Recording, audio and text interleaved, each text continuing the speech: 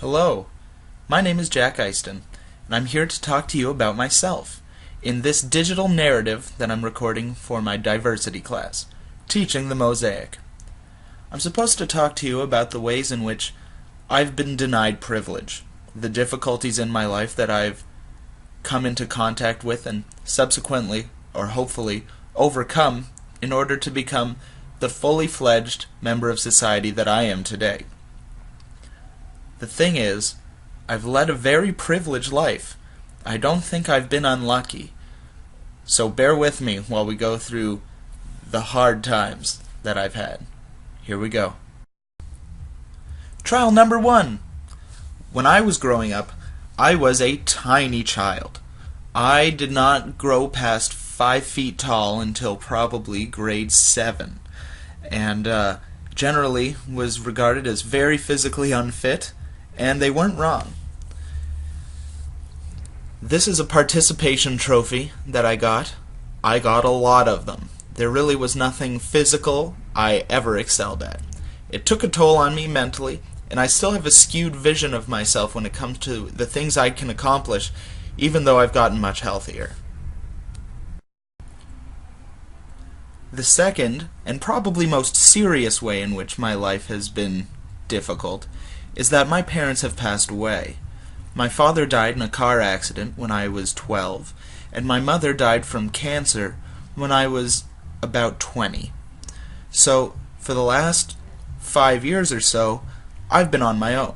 Now, luckily, I have great godparents and uncles and aunts that have helped me through, but it's difficult because it has made me different from other people, which I've come to understand is what privilege is about. People will ask what your parents do, they'll ask where you're staying, or who made your food. It's funny, because when you don't have parents, you notice how often it comes up just in casual conversation. And every time I have to explain it to a new person, they get that look on their face, and they say, "Oh, I'm so sorry," and some people can't even start to understand. So they take it pretty hard, and it becomes my job to walk them through the experience, when really it should be about me being comfortable. So it's a funny inversion that I've come accustomed to dealing with. Ooh, I forgot to mention, I'm wearing this hat because it belonged to my dad, and my mom kept it, and after she passed away, I keep it. We're a family of rememberers, I suppose. The third way in which my life has been underprivileged, I guess, is that I'm an atheist.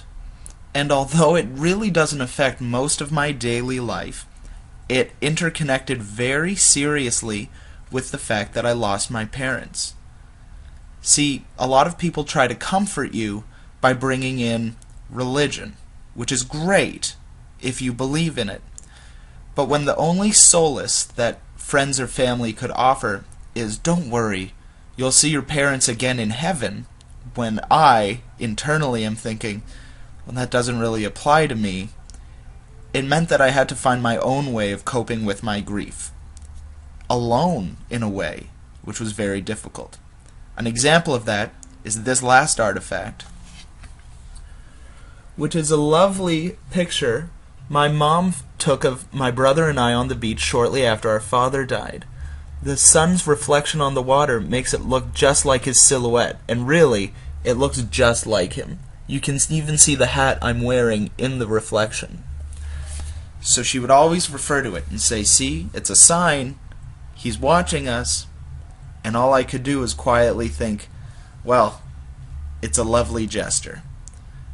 I love symbolism, and I love my parents, but again, my grief was my own to deal with, without much help.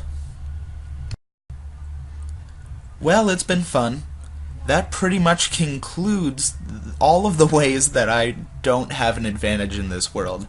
I'm very aware of my whiteness, my Anglo-Saxon malehood, my English fluency, my intelligence, and my wealth, and I'm very happy to have them.